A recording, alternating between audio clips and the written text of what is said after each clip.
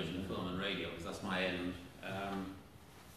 And as far as I can see, our interest in the media side of science fiction comes from, originally, from two sources. One is Schiaparelli, an Italian astronomer, who of course had a crude instrument and looked at Mars and saw these water form things like channels. The problem was, of course, that we translated that into Italian, into canale, and suddenly we find, oh dear, there's an advanced civilization on the neighbouring planet. And that gave lots of inspiration to loads of people about science fiction stories. You know, they're out to take us over. And the earliest I could find a reference to was Tolstoy's Alita in 1922, which was turned into the famous science fiction film in 1924. Then in 1906, and I thought it was earlier than this, I had to check on Google, H.G. Wells wrote War of the Worlds, which of course has been turned into two great films. First one really good one, the other one all right. The George Hal one in the early 60s with those wonderful flying machines and the ray guns, if you remember. What year? 1906. For War of the Worlds? The book. Oh yeah, not the films, oh not the film. Well, no, the book's 1996. 1906. I thought it was earlier than that. Yeah, which is Edwardian, I thought it was Victorian. No, I'm surprised. 1897. 1897.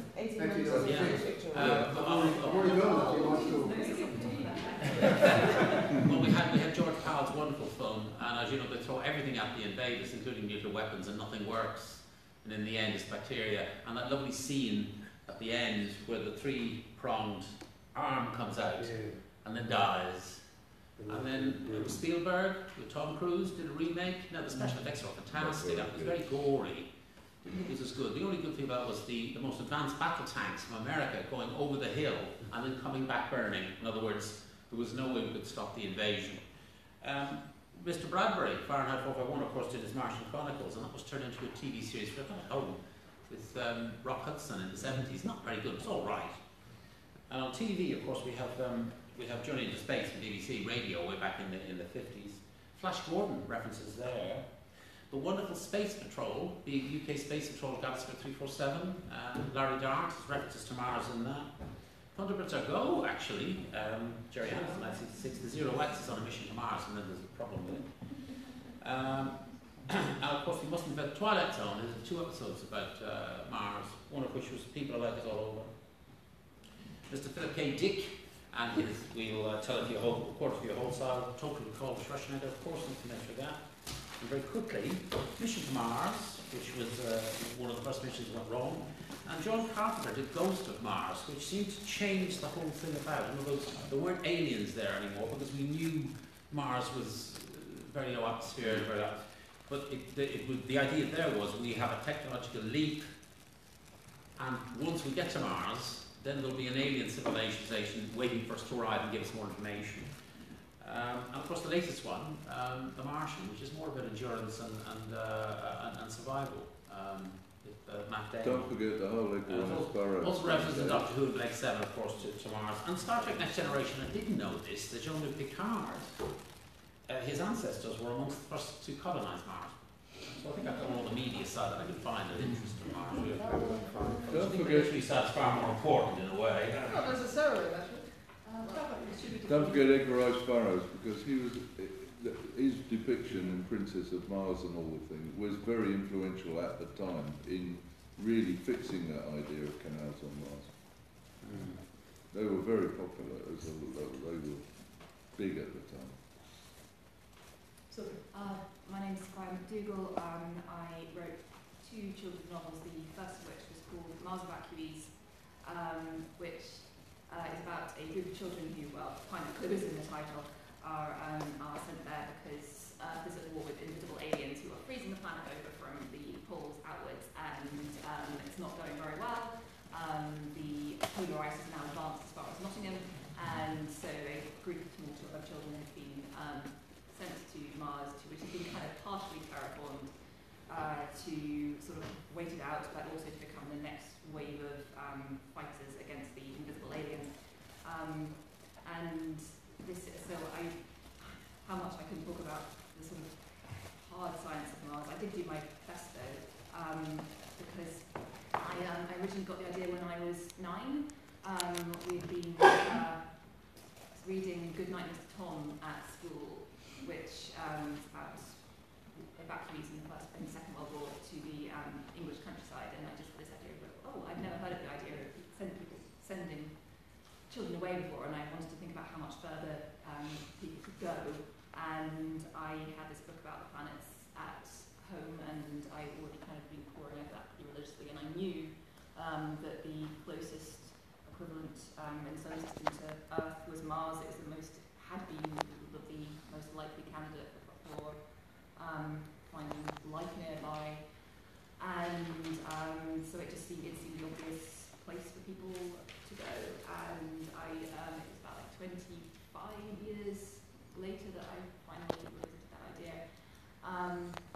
And the thing that I really liked, I suppose one of the things I really tried hard to be accurate about, even though it's a children's book and it's sort of comedy adventure and there's a flying robot goldfish, was the gravity. And it's one of the things I find weird about many of the depictions of Mars, is that, and particularly like lately The Martian, is they don't do anything with it.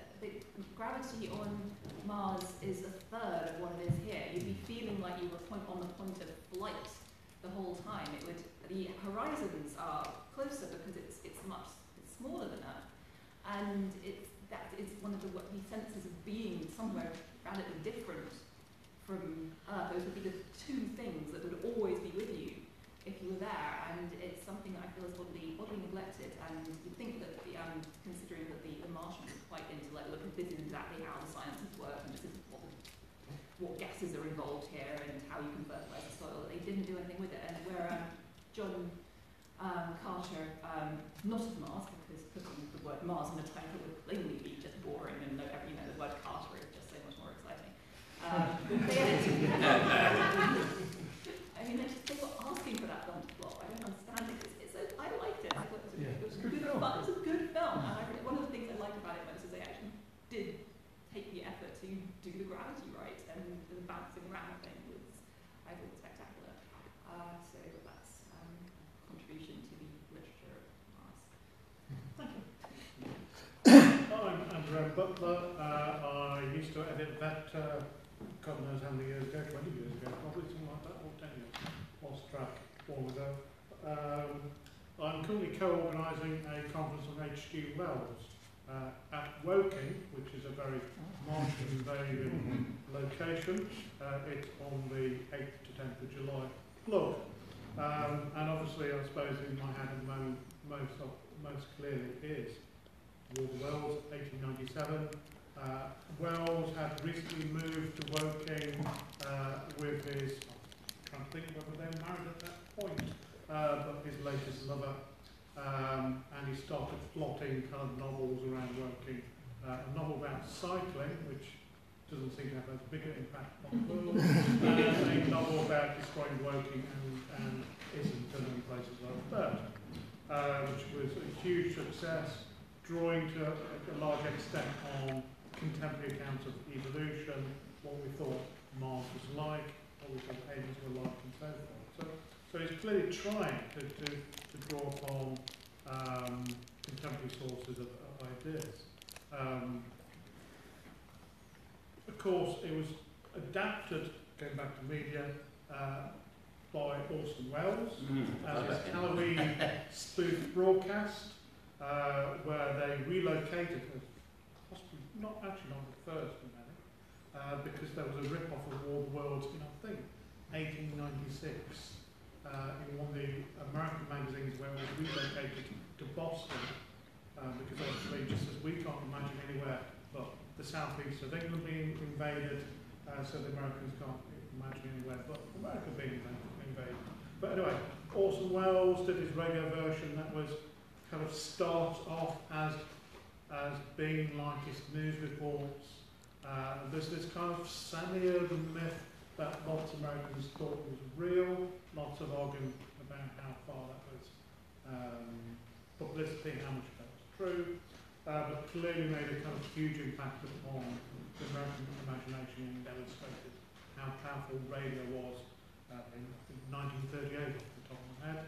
Obviously just on the edge of the Second World War, clearly that there was war in Europe on the way.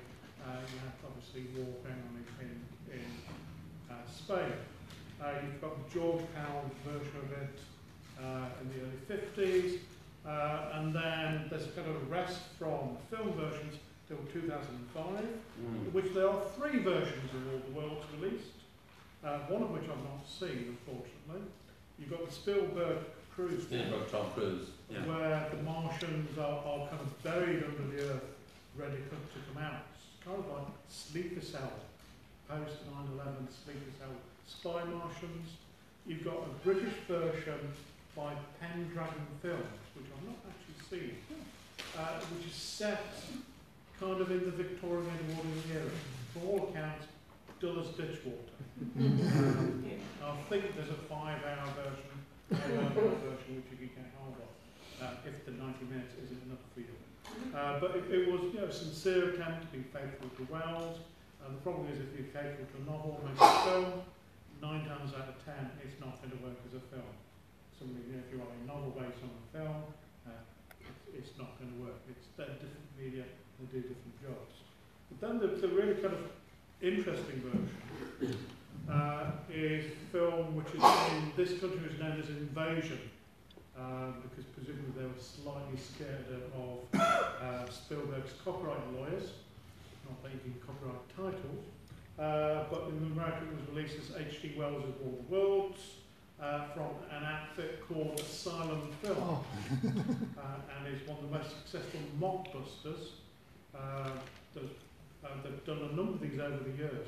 Apparently, Blockbuster Video, which shows you how long ago this is, Blockbuster Video bought 200 copies of this videotape of All the Worlds, presumably forming people into buying this non-Tom Cruise film, which clearly has a very low budget. It's set in present-day East Coast America. I'm trying to think of the main actor's name, but it's somebody you vaguely know. Somebody who was black and white. No, it was colour. It's someone like C. Thomas Howell, and I think Gary Busey or someone like that as the villain. And the main character is called George Herbert or Herbert George. So there's little kind of Easter eggs nested through the film. It clearly takes the plot from Wells's novel, whilst relocating it to the present day. So it's kind of interesting in that put lots of quotation marks around the word interesting. It's their most successful film, but that's not saying much. So that's it on All the Worlds now. Thank you. I have used Mars essentially twice in my own work. 2 of them for Banner of Souls and Winter Strike, which are the novels, and once for a short story in Garner Boswell collection, Old Mars. If I am honest, I would have to say, is there anything specific about Mars that suited those particular stories, or could they have just been set on another world? And really the only thing that makes them special to me is that Mars has a certain type of atmosphere in my head, which is really so vague as to be completely useless, I realise. They could have been anywhere, any made-up world. I did use the canals, and I think that's an image that's quite strong, I think that's an image that's quite strong within us, but something I have been wondering when you've been speaking is what is it about Mars that makes it special in terms of science fiction representations? What is it about that particular planet that causes us to project all these different things onto it? Moon's our nearest, Venus is up there and also visible in the night sky. Mars is the one that we seem to keep, one of the ones that we seem to keep coming back to. Whether it is the sort of archetypal resonance of the warlike aspect, in that it is Mars is the Greek god of war? Roman god of war. Ares is the Greek god of war. I always get them confused. And years ago I did ask a historian friend how they actually worshipped Ares in that particular culture. He said, well, they didn't, because it was the closest they had to black magic. Because you are invoking a warlike spirit that is not defensive, like Athena. Athena defends Athens. It's the aggressor. I was wondering, I'm talking about it, how would history of science fiction be different if we just happened to swap the names around? Yeah. if the nearest planet that wasn't 100% toxic, like if basically the names of Venus and Mars were switched, would we be thinking more about aliens as coming to seduce us rather than you get those. It's all these archetypal resonances that we're still working with. You kind of get those, I guess, 1930s films, Queen of Venus, I want to say, whether those all-female. But yes, I mean, of course, things have been done with Venus as well. But just by the time we get to that point, Mars has already built up this kind of this history of being the planet onto which we kind of project ideas of what a different society, an alien world, whether inhabited or uninhabited, would look like and what it might mean for us. Yes. And I wonder if perhaps that we so naturally thought about in terms of conflict. I mean, is that just inevitable anyway? Perhaps it is, but wasn't at all informed by sort of the classical. The Mini-Con came from Venus. Yeah, it wasn't very nice. I wasn't saying that, but that's 1950s. By then, we already had a sort of tradition of martial aliens. By the way, the best all-female aliens are in Abbott and Costello Go to Mars. You should watch it. It's absolutely hilarious. I can't recall that to mind at the moment. No. You cut that one out. I'd like that one out from It's saying that Mars has a particular atmosphere in your head, and obviously that's it isn't by definition at least partly imaginary. But what is that atmosphere like? that atmosphere is very other. It's somewhat brooding. It's not friendly. It's not cosy, and it's kind of a landscape that I think we can play around with a lot. And in the Winter Strike books, I've terraformed it, basically, and the gravity's fixed. Right. You can just fix gravity. Why? Why do you want to? Because there's other stuff. Other stuff. Well, I know your own density will decline, and if you move back to Earth, you'll probably get fractured all the time. But in the meantime, we're almost flying. Yes, it's a fabulous thing to play with. I didn't want to do that in what I was doing. But hey, it was more for the rest of it. I have to jump. One of the things I tried to be scientifically accurate about was how far can a 12-year-old jump on Mars? Right. Which I crowdsourced, and we agreed 30 feet. Oh, okay. Yeah, and I was going by kind of looking up. So I wanted it to be a reasonably average 12-year-old average, but not unathletic because they've already had some training. And so I was looking up sort of long jump results from sort of just random schools around. There is, by the way, I'm going to give you a plug here. This is not from one of my works. This is actually a work in progress by Chas Brenchley, late of this British parent, who is actually over in California at the moment, who has moved the chalet school to Mars. It's not like yours. Well, mine is kind of also a school story. Yeah, but I feel a little bit practical. No, don't. He's very much moving. It's very much the English boarding school, girls' school. It's kind of boarding school. I mean, it's also kind of Lord of the Flies and other things as well. But there is kind of that school interface. I don't think it will be. Well, I can think about War of the Worlds as, in part, talking about the anxieties of invasion that were going on from, say, the 1870s. So if you kind of think of France, for the sake of argument, as being just the other side of the channel.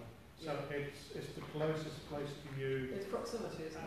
But they're clearly all different there. And eat the wrong thing. You can't trust her. I'm sure that analysis has been done about H.G.Wells' book 1906, and it's in warding and not 1897. 06. It's a reference to the two big empires, the British Empire and the Kaiser's German Empire, squaring up to each other because there was an incident in Morocco around 19-something where the Germans sent a gunboat in after the novel came out, and the French didn't. Sabres with each other. I'm wondering whether that was. Well, it's an definitely online message. I mean, there is definitely a classical allusion, but it came afterwards. But there is definitely a classical sense to some of our understanding of Mars and Martians and that warlike strain. So it's kind of what's it, nominative determinism. Something like that. Yes, I think that is right. Yeah, that we bring the connotations of Holst is kind of the soundtrack when we think about Mars. I think the downstairs two things really. One on gravity. The other book that's stuck in this is Diane Duane's Wizard on Mars, which is part of the Young Wizard series, which has been running for 25 years. The intersection of low gravity and magic is very interesting. But the Chas Brench's Mars books are actually set in a sort of analog 1930s. It's a series of short stories, and it's nothing like your work at all. So not everyone has to enjoy them, but that's one thing I'm over it. He's actually part of a bigger project which is called Kipling on Mars, and he's doing a series of stories in which people in Kipling and also Raffles are on Mars and are having jolly interesting old British style adventures in the style of British boys' adventure books. This is Chas Brinkley, is it? Yes, and he's doing short stories and novellas, and some of them are already here. Oh my God, that's essential. Thank you very much indeed. I guess we now have to have a part of the conversation. Want to start putting in part of the conversation? Or? You're welcome to stop. Oh dear. Well, I mean, you do kind of have to look at it, I guess. I mean, you were talking about this hostile landscape.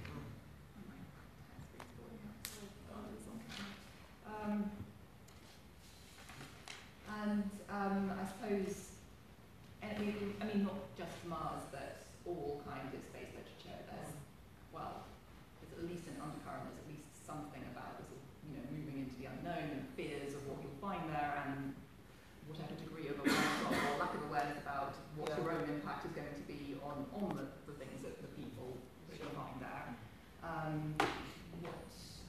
Where does Mars fit into that? Particularly what we were already talking about kind of invasion narratives and the fears of... Well, I personally entered it, so they went to another planet, and the things that are there are the things they brought with them. Yeah.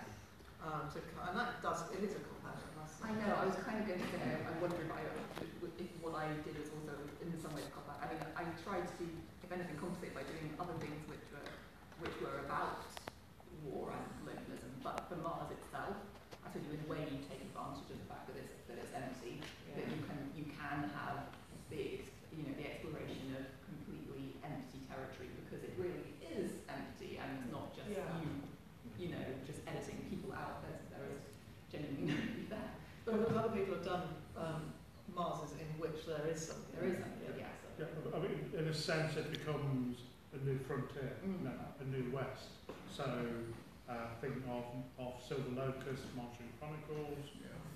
You've got the Martians in the early chapters who I think the TV version get wiped out by chickenpox or something like that. I can't remember. It changed it slightly. I can't remember whether that's And that was bacteria like the George Malcolm. I can't remember. I can't remember whether that's in the original short story. Then, of course, at the end of the sequence, spoilers, Milieu Picnic, all the indigenous Martians are extinct, and the humans are now the Martians.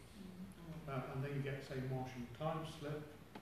If kind of Bradbury's Mars is kind of transporting romanticised small town 30s America to Mars, then Dick's Mars in Martian time slip is a kind of run-down suburbia kind of thing, where you've got the Bleakmen as the indigenous people who are at one with nature. And there's a whole lot of noble, savage, problematic stuff going on there. But it's existing people that are being driven out by the incoming people. It's an interesting way that I became Stanley Robinson books, which I kind of admired more than I liked, to be honest. I kind of unapologetically ripped off a lot of the science from, but I found I found it hard to care about the characters, but it was a sort of exploration of various ideas. It was very impressive. But it's interesting that in a way he kind of explores so much of the ethics of colonising another place, even when there isn't a culture there, even though and there's such conflict about the rights and wrongs of it, even when there's nobody there to actually harm. Well, it's also your impact on the environment, isn't it? Yeah. Do you have the right to actually change the And environment? the kind of the sort of the compromise I try to make is that we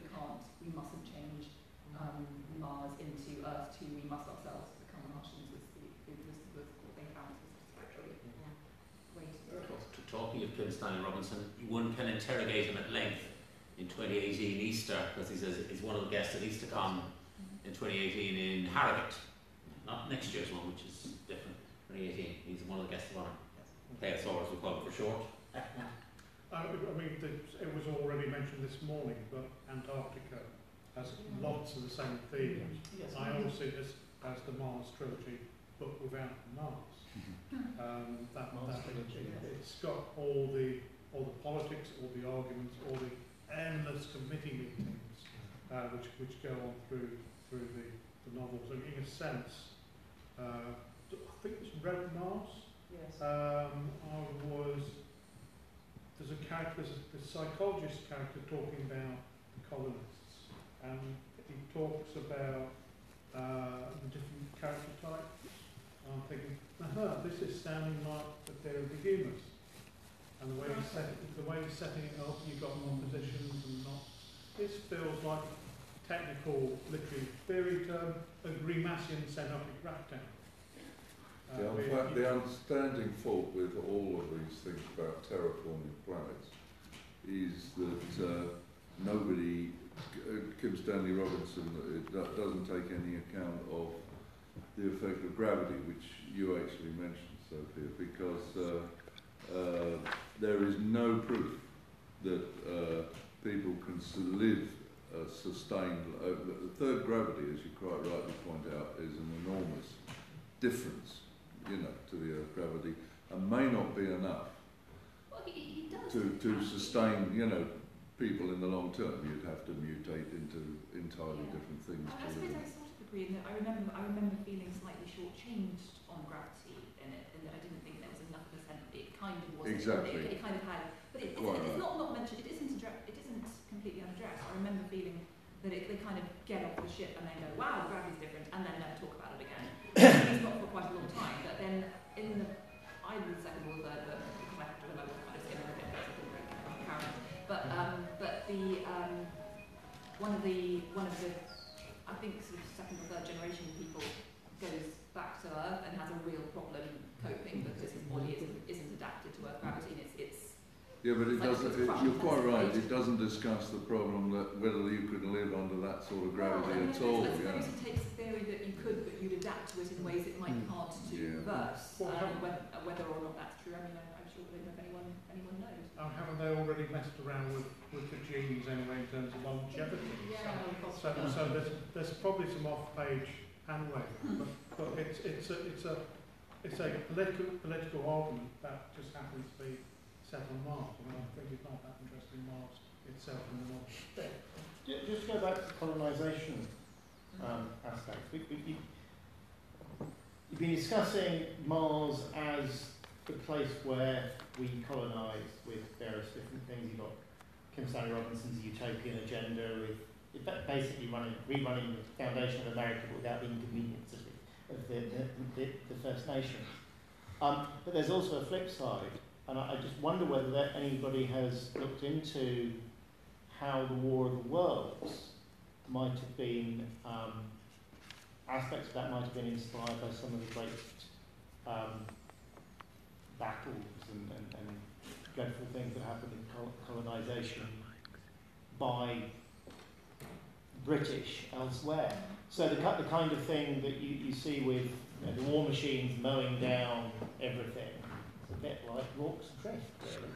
It's actually mentioned on page 2 of War of the Worlds.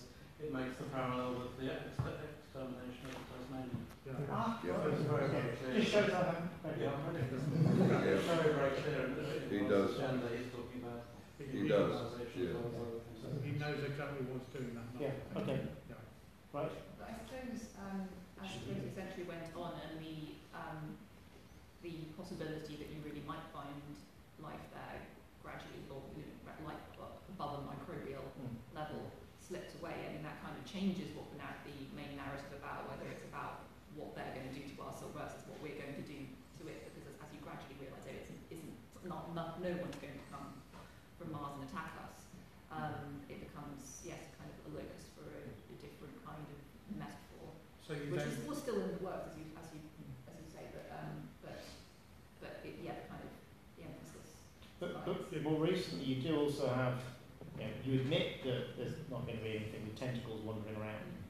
But in, for example, Paul Macaulay's Secret of Life, Martian bacteria, for want of a better term, do colonise chunks of the ocean here and cause problems.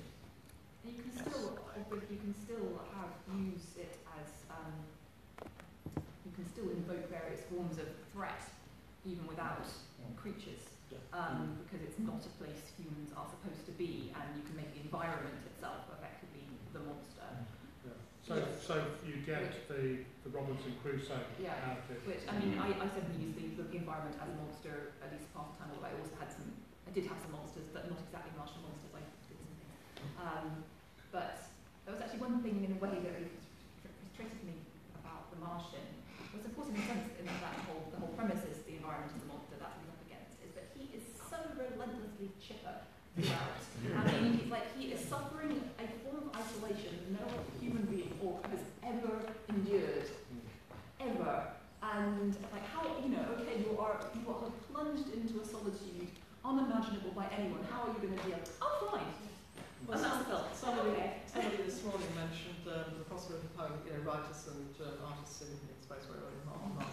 And I did some years ago, as part of the Rough Guide thing, meet a couple of women who had been writers in residence and artists in residence in Antarctic and research station. And quite apart from the actual hostilities of the environment, they had to make a huge kind of homemade cardboard madometer with completely psychotic and feeling a little bit eccentric today, with an arrow, so that they didn't actually have to communicate. They just tipped the arrow to whichever one of them was feeling. And this is how they got on, because they couldn't actually leave this tiny little hut for weeks at a time. Yeah, you should have had a madometer, and you should have spent a lot of time pulled off to the right. Yes, like it's a feeling wheel. Yeah, yes. right. There are people I've met who are that gung-ho.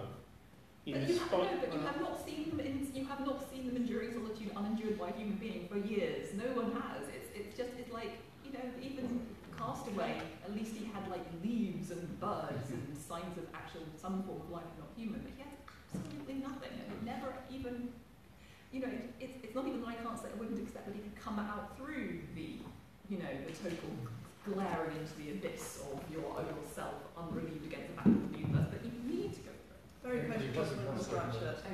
There was a recent science programme on the BBC radio where they talked about the lack of the magnetic sphere. And they basically said any water in the atmosphere of either Mars or Venus, because it doesn't have the magnetic protection, gets the UV light hitting it, doesn't matter what the gravity is, splits it and it gets evaporated off into space.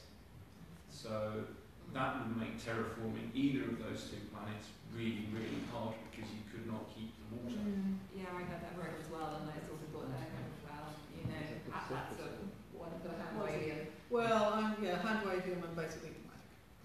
When you're looking at this chipper in the guy in The Martian, I just wanted to say that the people on that level of space exploration are not normal people anyway.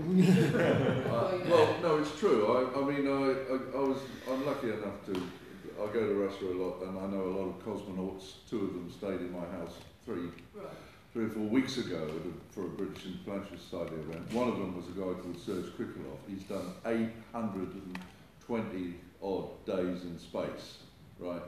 And they're several times I had a one-to-one with them. He's a very calm individual, and these people the Russians had a lot of trouble.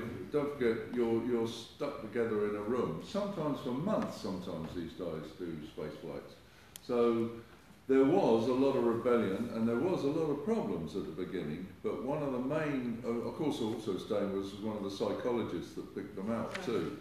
And they are very carefully selected, these guys, so, something that you wouldn't and can't select for, and getting on with a group of people in a sort of enclosed environment is very, very different from getting on only with yourself in an enclosed environment, which is not guaranteed to stay closed. Yeah. Well, I just thinking back with this because it's interesting. the reason I loved the Martian, the book and the film, was precisely that. You know, I mean, it's so not me. I have panic attacks if I miss the bus. There was a TV company, I think it's the company behind programs like The Victorian Family rather than Big Brother, but they did have the idea of doing a Big Brother on Mars. Not obviously on Mars. What could possibly go wrong? Well, about the only way we can afford to go there is to have some It's to be funded, and chocolate adverts at the commercial breaks, or get Simon Callow voting people off. It's beyond ghastly, isn't it? Yeah. There are other Mars analogue sites, north of Canada, for example, Devon Island, that's right. Which, okay, it's only about 3 or 4 months a year at maximum, but they've got something set up there where they're exploring not only what you can do with Mars rovers to drill into geology and actually do practical science stuff, but also it's a small number of people in an environment that would be very similar in terms of camping, capsule, etc., to test some of these, to use the NASA term, human factors. And those would be big after. Presumably, if you went back to the diary, the Shackleton exhibition, Yes. expeditions. And Shackleton is exactly the person to invoke. Yeah. Can I just take one more question, and I think we need to wrap. So. I was going to bring up the whole Antarctic exploration because they had the programmes and they were saying that one lot of half a dozen people were isolated in one room for the whole of the Arctic winter.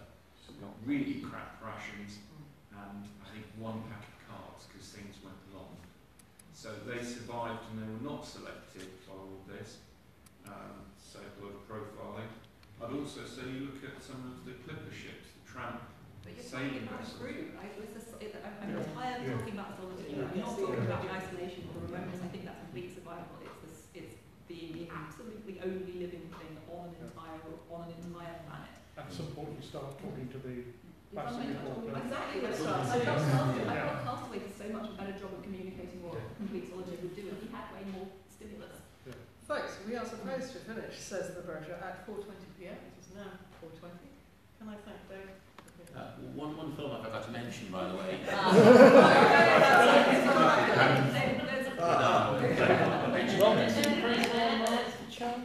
I've tried to mention that, but there we go.